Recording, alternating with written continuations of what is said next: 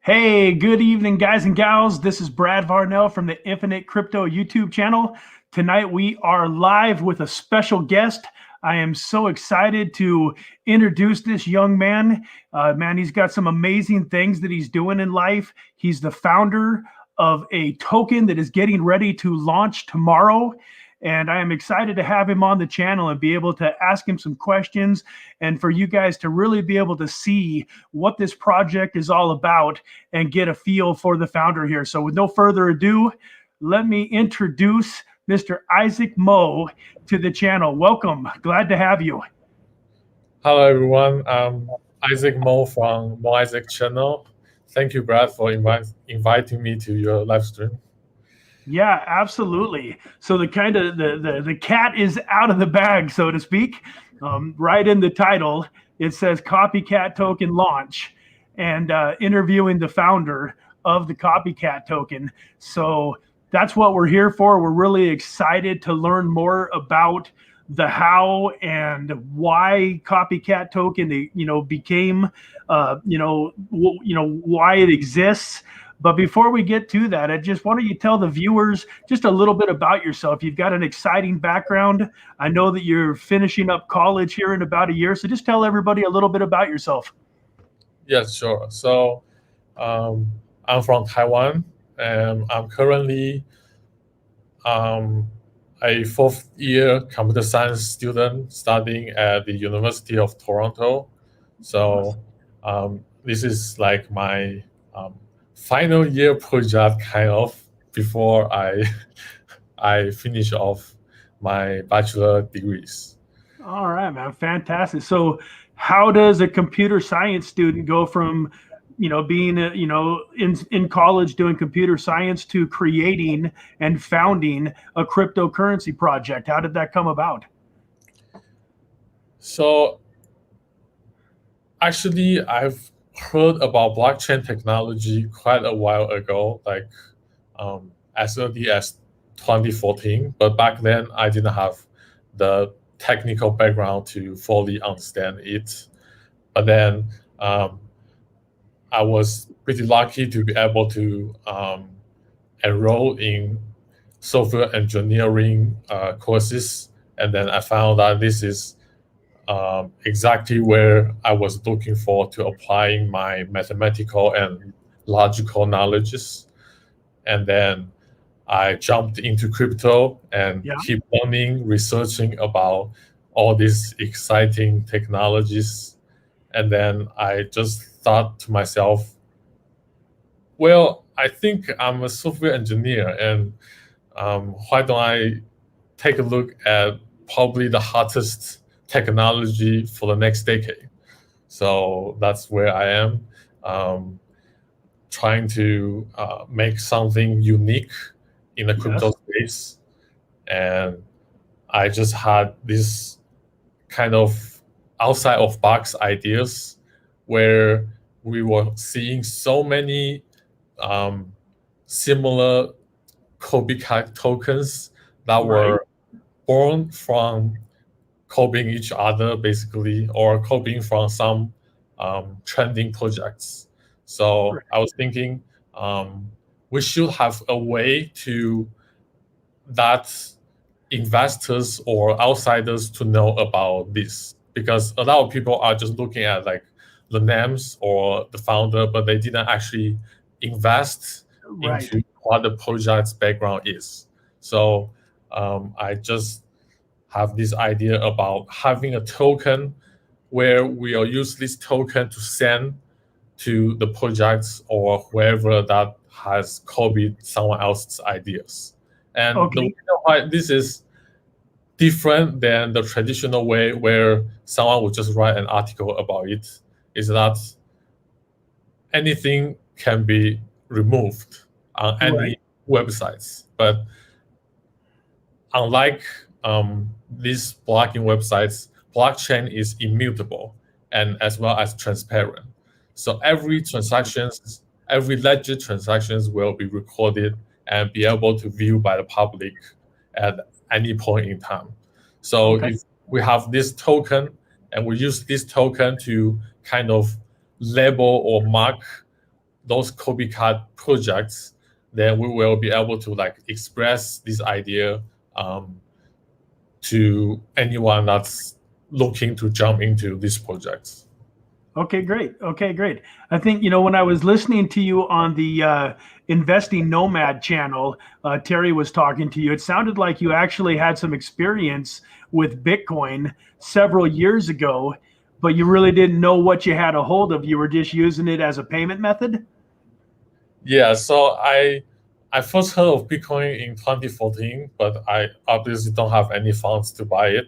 But then luckily I've just been saving my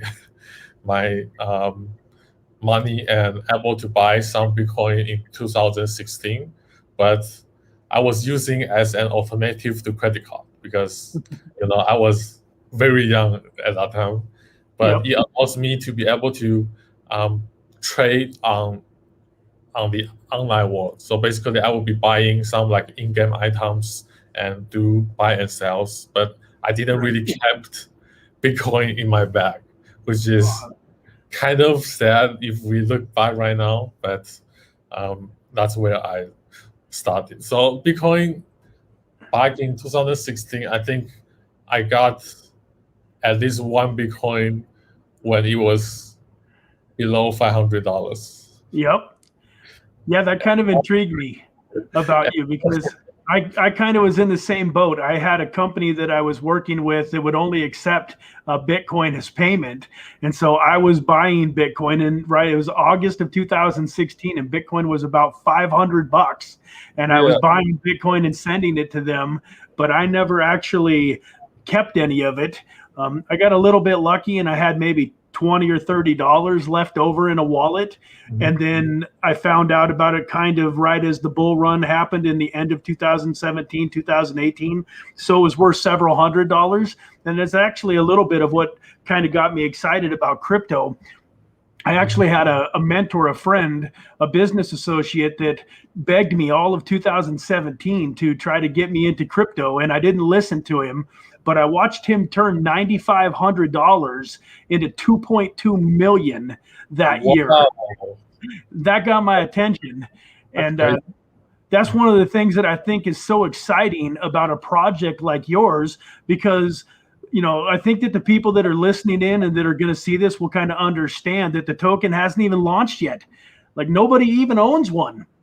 So talk about getting in, on the ground floor and really being part of this when it just, when it goes live, which I believe is going to happen sometime, hopefully in the next 20 to 30 hours, hopefully. Is that right? Yeah, basically, I already said in my pre-launch video that I'm planning to launch this project this week. And I was really looking at probably September 2nd in my local time zone. But as you know, gas fee has been spiking up for the whole week, or actually for the past month. And I really don't think it's going to go down anytime soon. There's just more and more projects launching. So I just think we should start at some point and then absolutely just like steadily grow instead of just keep delaying. And I know earlier this evening there was a handful of us on Terry's live stream, the Investing Nomad live stream, and he was trying to talk you into launching it right on the spot. And I had my Uniswap brought up. I had my MetaMask. I was ready to go. And, if I had to pay a couple $100 fee, I had to pay a couple $100 fee. I was going to jump in. So what I want to do here real quick is I want to show off your website a little bit. So let me work with this. I'm kind of new with this software, but I think I practiced a few times and I should be able to pull it up fairly easy. Let me share my screen here. And then we're going to go to a Chrome tab and we are going to go to the COPYCAT homepage. Hey, it worked. Yes. So this is your page. This is obviously a little, something that you're going to maybe turn into an NFT or something here. But let me scroll up to the top of the page here.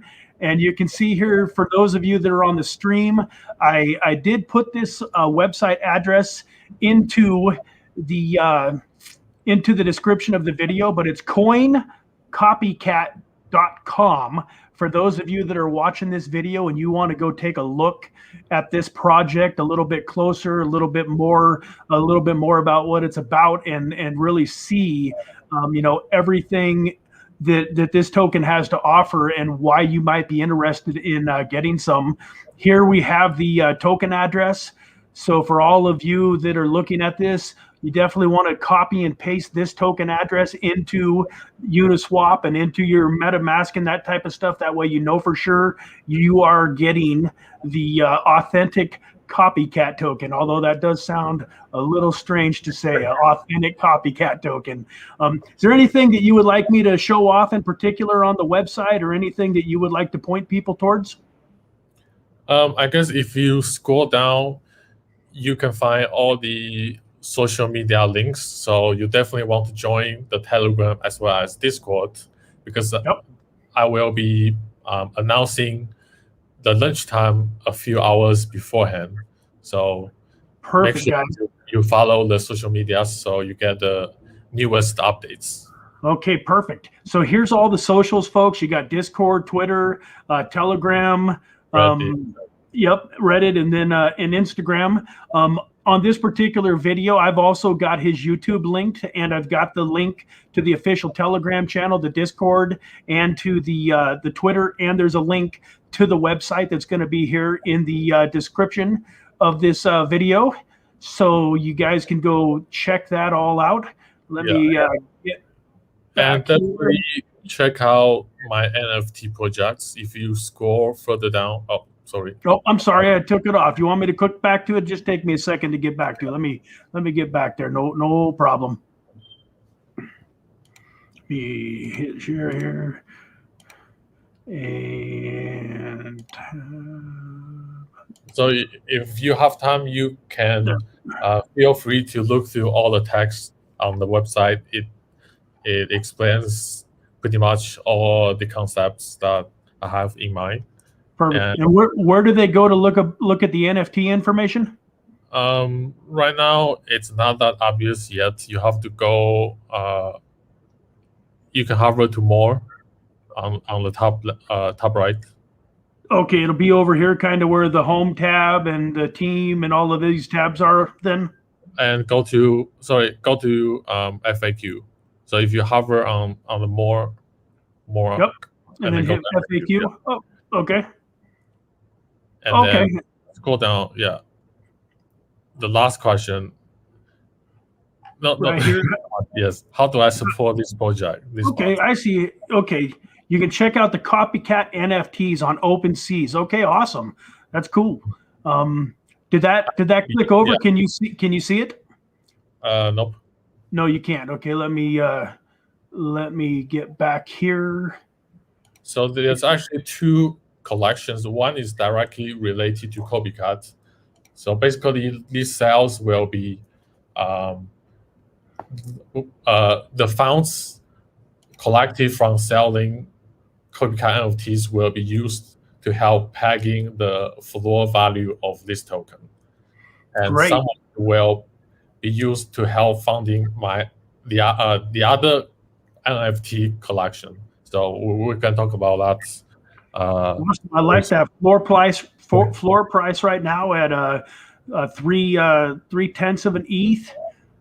Man, the way that NFTs have been taking off, this is something that people can get into. And if this goes viral, which I know you very much believe and are hoping that this project goes viral, some people could really do very well on some of these NFTs, being able to get on them at such a low floor price. Yeah. So actually, I kept the limit supply for NFTs to be pretty low as well.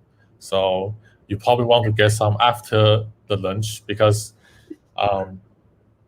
I did put a small incentive for you to hold the tokens, because if you hold the tokens, you will get discount, even make it more accessible to the general investors. So if you hold some tokens, you can DM me with your wallet, and I can give you specific offer for the NFTs you want.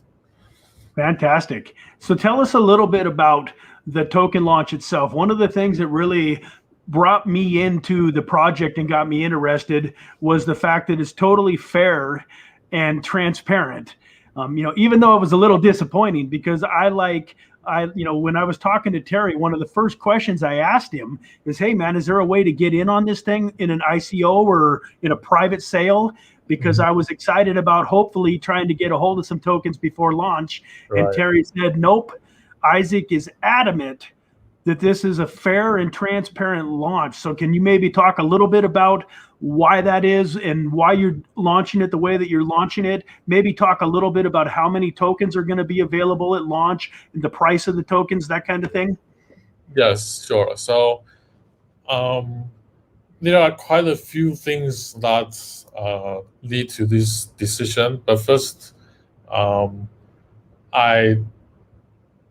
didn't offer any airdrop before launch or any ICO before launch because I simply don't want to give any advantages to people I know or people who know me. I want everyone to be able to participate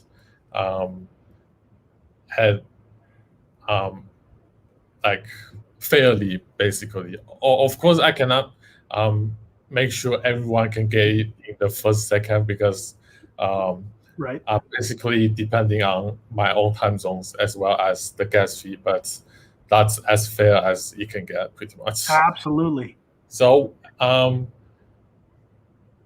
guess the transparency is inspired from Terry because I think they are pretty much the first YouTubers that make the whole process completely transparent. And I really think this will be the future trends for new crypto projects because it's so important to be able to ensure the new investors that the project you are investing are not going to be disappear in a day, a week, or a month. It's going to be last as long as the founder is working on it, and everyone can like monitor the progress and support the project. So that's the part I really like. And I guess for the launch, I will be allocating roughly 1,000 tokens as the initial pool. So that's 10% of the total supply, but that's also 25% of the available liquidity because right now I'm only allocating 4,000 tokens to be able to put into the liquidity. Another 4,000 is locked until the end of the year. Okay. So I'm limiting the supply I'm able to manage. And that 4,000 being locked, I foresee that we'll have a much bigger community, and then I want to see how this project is going, and then we can decide as a whole how we are going to use those 40%. Like we can allocate for more development budgets, or we can burn those tokens, or we can just keep adding to the liquidity. So we can have more discussions on that after we have a big communities. But right now, only 4,000 will be put up to be able to buy.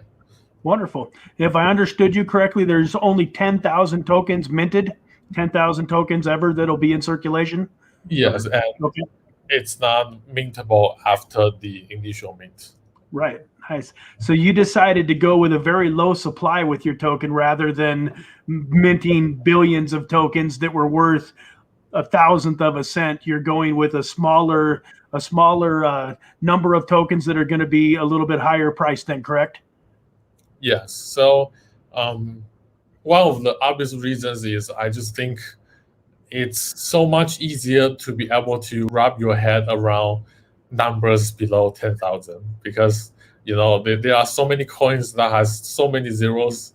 Like you could have a gazillion number of coins, and it's really hard to tell when you are sending a million, like how much is that worth, and how much is a billion of that coin worth. But right now, if you can focus on like 10 coins, 100 coins, then I think that's much easier to work with. Yeah, I like the idea. I think it's pretty cool to own something that only has 10,000 available. So when you have that 10 tokens, that's still a significant percentage. If you build up to 100 tokens, you got 1% of the supply. That's pretty cool. Yes, definitely. Absolutely. So it looks like we've got a couple of people on the stream here. We've got a couple of quick questions. You ready to answer a question or two? Yeah, sure. Okay, great. We've got Orion here, and he would like to know, what is the copycat use case? In other words, why did you do it? So you explained that in the beginning a little bit about, outing copycat projects, but go ahead and re-explain that again, please. So basically, you can think of it as a token to satirize other copycat projects. And the way to do it is by sending this token to the contract address, or say the founder's wallet, so that you have this token transaction history stuck in the project. And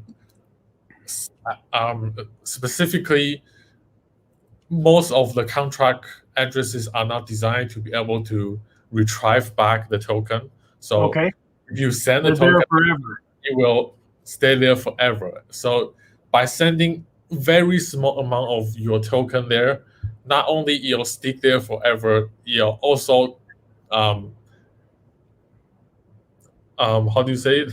Deflate the value of the token, because I see the total circulation will be less and less as more and more people adopting these ideas.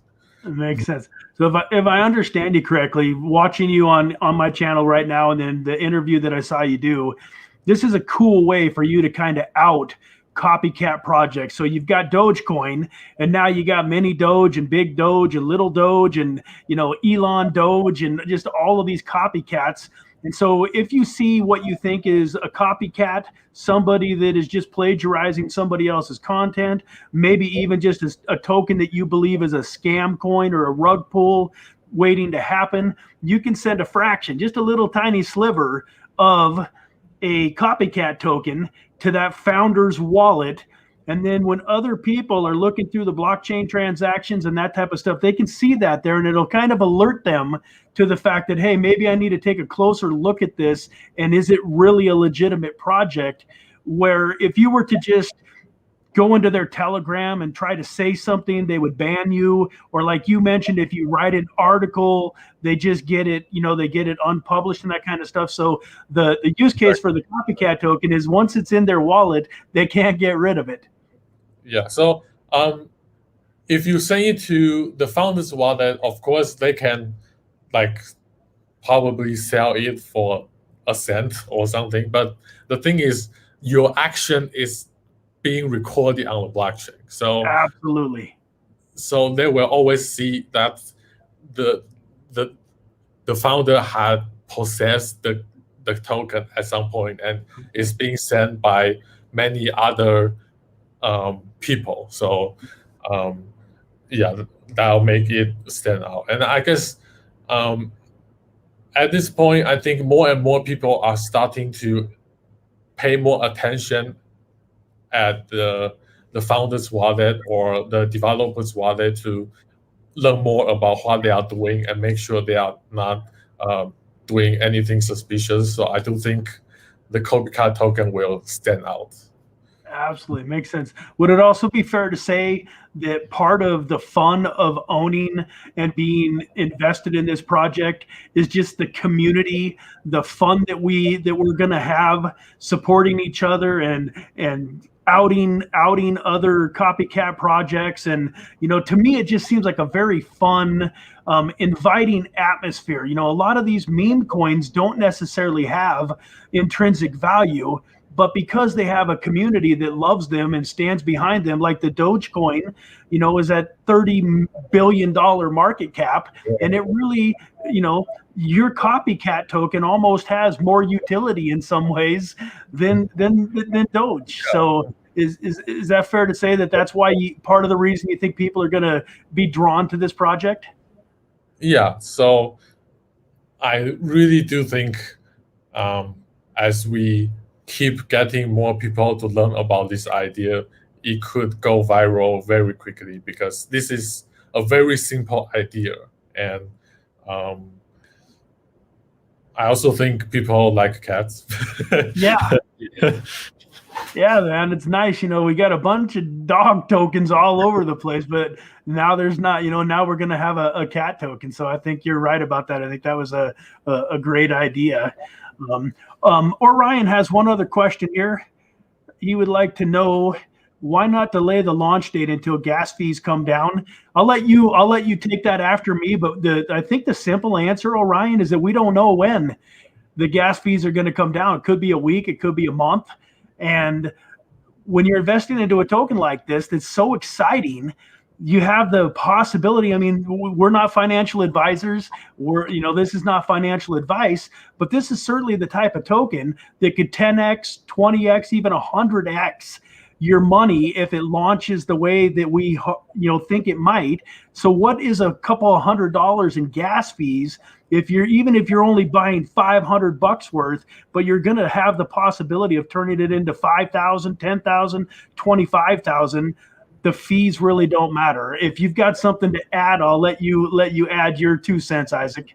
So I would say we always think gas is high. Like when it was more than $10, we are like, we were used to send with $3, $5, but now it's $15. We think $15 is so expensive, and then after a month, we are like, $30 was pretty cheap. Like right now, it costs $50 now, and then I just think because there are so many people are interested in the crypto space, especially right now, the biggest blockchain is basically, Bitcoin is one, and then Ethereum is the second. So it might just keep growing. Like the fee might not just go down. So I do think we should just pick a time and let it grow. So that's one of the reasons. And so for folks that have watched this and are interested in participating, or at least contemplating participating in the launch, what's their best bet to stay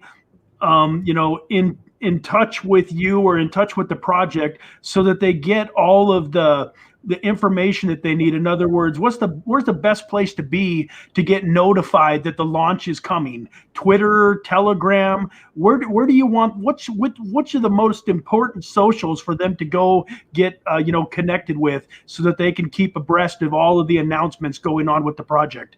I would say you can pick either Discord or Telegram. I'm more familiar with Discord, but I'm trying to learn more about Telegram, as I find there are probably equal amount of people on either side. Okay. Or you can definitely join both, but these two are the biggest communication channel I have. That's going to be more instantaneous than the other ones.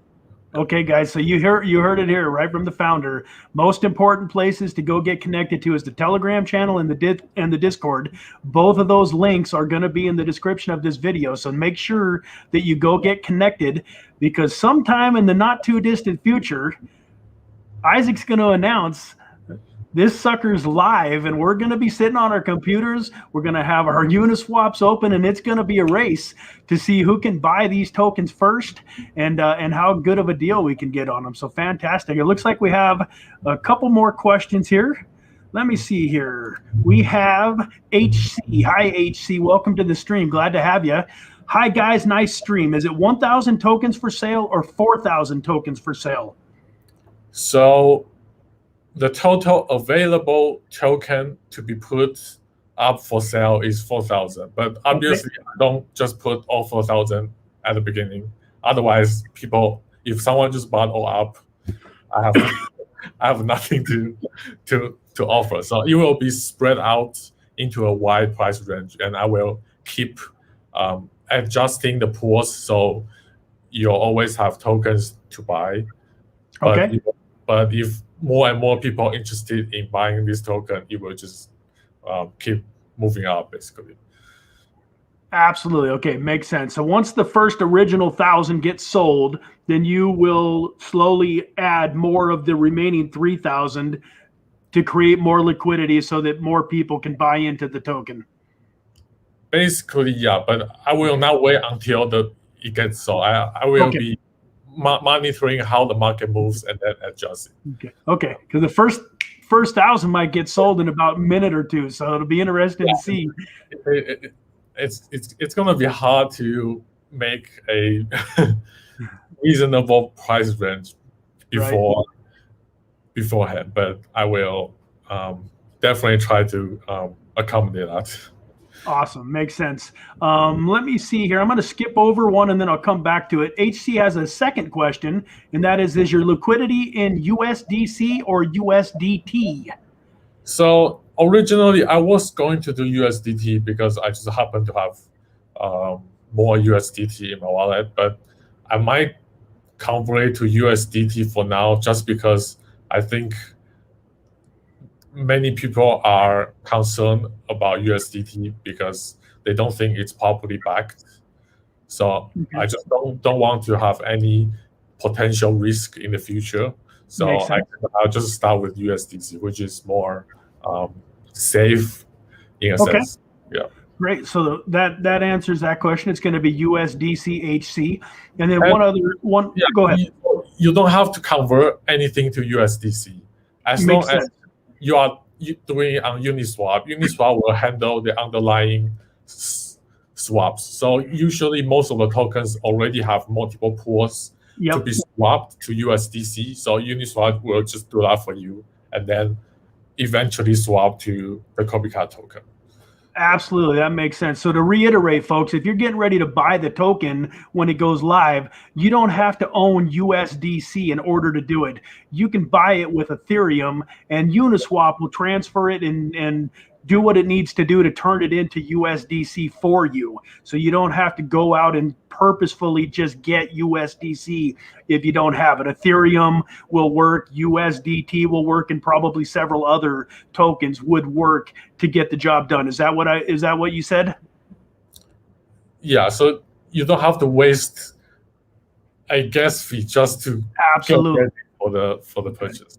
So with that, though, we will say it's important to have Ethereum. If you already have some USDC to buy the token with, make sure you have plenty of Ethereum to pay the gas fees, because when you're on MetaMask and Uniswap, the only fee that, the only way that you can pay the fee is with Ethereum. So you don't want to get caught with $2,000 worth of USDC and no Ethereum. Make sure that you've got, what would you recommend? Just in case, have several, $200-$300 worth of Ethereum on hand, just to make sure that you get your transaction through?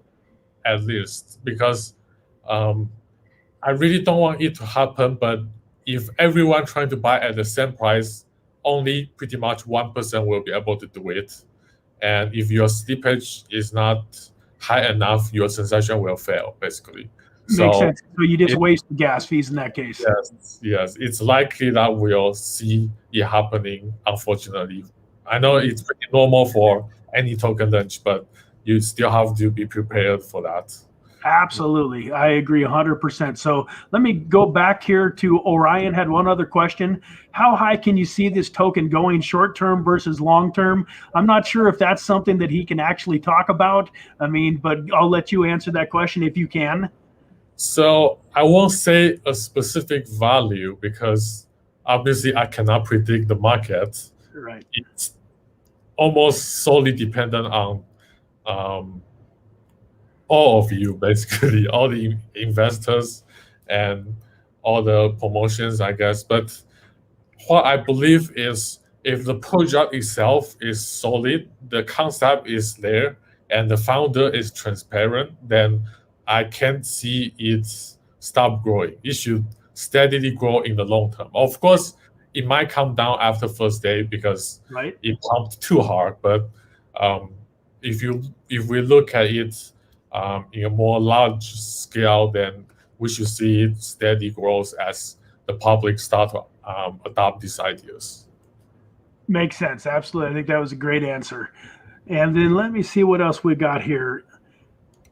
Is swapping USDC to COPYCAT faster than swapping ETH to COPYCAT, though? So I think he's asking if he tries to buy COPYCAT with ETH, is that going to slow the transaction down a little bit because it has to be routed into USDC? Do you know the answer there? Right. I guess, it could be slightly slower because basically the complexity for swapping from other tokens or assets will be slightly higher. So the complexity might be slightly higher. Okay. Because Uniswap has to handle the underlying swap. So it could be slightly slower, but I don't think it would matter that much. Okay, makes sense. So HC, to answer your question, it might be a little slower if you use ETH. So if you're really worried about having the absolute fastest transaction possible, have USDC ready. But both Isaac and I don't think that that's necessarily worth it if it's going to cost you a bunch of money in fees to get your funds into USDC. So depending on the gas fees, you'll have to, make that decision for yourself. But yeah, we both agree it could be, a millisecond or two faster if you've already got USDC. Another quick question from HC. This is another one where it's kind of a personal thing, a personal preference. I've heard people in other channels that were saying they're going to set their slippage for as high as 20 to 30 to even as high as 50%. Do I think that's wise? I don't know. It's hard to say. What do you think? Yeah, it's definitely hard to say. It's basically depend on your own tolerance, because basically if you try to buy the token at 25, would you accept to buy the same, basically half of the amount? Right. So if you say at 50%, that's basically if the price goes up 50%, would you still accept that transaction? If not, then you would be lowering your slippage but increase the gas. So gas fee is the determining factor for whether it gets included to the next block. So that might be better than setting a slippage to too high. Okay. But you might still want a small room of price action. I agree. Yeah, absolutely. So HC, I think we both agree that you want to set your gas high. Don't be cheap when it comes to the fees. Pay the Ethereum fee, because if this token rockets up like we think might, whether you paid $25 in a fee or $100 in a fee is not going to really matter long term. But we do agree to set some slippage. If you just keep it to the setting that it's at 0.5% or 1%, there's a very good chance that the price is going to go up fast enough that your transaction won't go through, won't get approved. So it's kind of a personal preference. Do you want to set it to 5%, 10%? It's, that's kind of up to you. And neither one of us can really know. We don't have a crystal ball. If I had the answer for you, I would tell you. I'm still going in my mind trying to decide. I was thinking I was willing to set mine at roughly about 20% slippage, but I thought that 50% was a little bit extreme. So, that's a kind of a personal preference. And then the last question that we'll take here, I think it's kind of similar to the last one, is when buying an ETH, do we have to set up slippage? So kind of the same question. And the answer is the same, Orion, that it's a personal preference. If you up the slippage, you do have a better chance of your transaction going through. But me and Isaac both agree that setting the gas fee up higher and be willing to pay a higher fee and getting your transaction done quicker is also going to be important. Yeah. So of course you can also wait a little bit, but you might not be able to buy the token at your desired price. But at the first second, it's just going to be very hard. It's going to be chaos. But it's going to be fun chaos. It's going to be exciting chaos. Yes, you'll have to find the balance between slippage and gas fee, basically. Do you want to accept more variation in price, or do you just want to pay more fees to get your transaction done faster? Absolutely. Makes sense, man. Well, I tell you what, I feel so privileged to have had you on the channel today. Thank you so much for coming on. It was an honor, man. We're really excited about what you're doing. I appreciate your honesty, your integrity, and your transparency. It just exudes out of you. And it's so refreshing to see somebody, young, 20, 22 years old, I think you said, that is thinking the way that you're thinking, that's got these big dreams and goals and visions. I think that most of us that have been in crypto for a while have daydreamed at some point in time, man, wouldn't it be awesome to create a token? Like, instead of buying a token and holding it and hoping that it goes up, how cool would it be to create a cryptocurrency? And here you are at 22 years old, man, and you got it done. That's so exciting, man. Congratulations. Thank you. Yeah, man. So before we hop off of here, is there any last things that you would like to say to the viewers? Anything that you would like to talk about, or are you ready to go? I guess if you don't mind, I still want to mention my other NFT projects. It's not as popular, but basically I also want to initiate a project about tuition funding. So basically, because we've been seeing so many NFTs, and there are many of them probably don't have the value that they are selling at. Of course, it's very subjective, but I'm trying to provide a platform for financially troubled students like myself to be able to kind of have a place to ask for help in the form of NFT. So we will be using the NFT to fund our studies. As you know, as an international student, post-secondary education is very, very expensive. And like for myself, one semester as a software engineering student costs me 30 grand.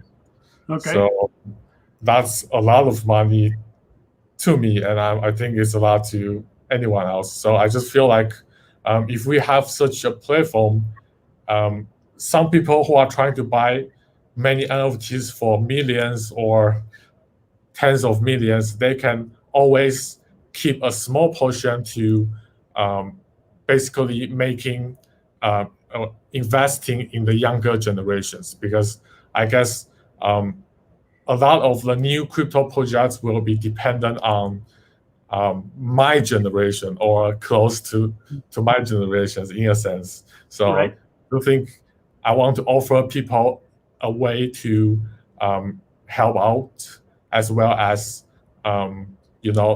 your actions of donating and helping will also be recorded on the blockchain. So I guess that's one of the other projects that I want to mention. But definitely the focus should be on COPYCAT. It's just, if you are in helping out financially troubled students, you can take a look at my tuition NFTs. I will try to reach out to more students. So right now, where do they go? Where do they go to look at that project? What's the website, or where do they go? If they go look at OpenSea, they can just search for my username, or I'm pretty sure I'm the only one that has tuition NFTs. So if they search tuition, they'll also find it. If not, it's also in the FAQ section on my website. Okay, I saw that perfect there too. So if you want to send me a link, I can edit the description. I can also put a link to OpenSea with all of your other socials, because I think that's important. I don't think that gets talked about enough, the giving back part, because a lot of us have been blessed in crypto to do extremely well, and especially, in a short period of time compared to traditional methods. And so I'm big on that. I'm big on helping people and using a part of, what I've been blessed with to give back to others. So I think that's great that you're already thinking about that and that you're putting that plan into motion. And once again, it kind of goes back to your character and your frame of mind that, folks, COPYCAT is not designed to make this gentleman wealthy. He's probably gonna get wealthy from it, and that's gonna be a benefit, but he's got so many other reasons for doing it, and the heart for helping people. So, man, that was awesome. So I really enjoyed this. Man, we gone 45 minutes. It didn't feel like that at all, but I really enjoyed this 45 minutes. And, I look forward to having you back on the show again one of these days. And I look forward, I know that we talked about a video. I'm going to actually go do a video on the COPYCAT token here where I can do more of a deep dive and show off the website and really talk about the COPYCAT, so that'll hopefully be coming out sometime in the next 2 or 3 days, probably after the launch has happened. And I'll be able to talk about how exciting the launch was. And hopefully a few of you that are getting this information early get to enjoy some of the profits that I think are going to be coming at launch. So with that, man, thank you so much for being here. God bless you. And I look forward to talking to you again soon. Have a great day. Thank you very much. We'll talk soon. Bye. Okay, you bet. Bye-bye.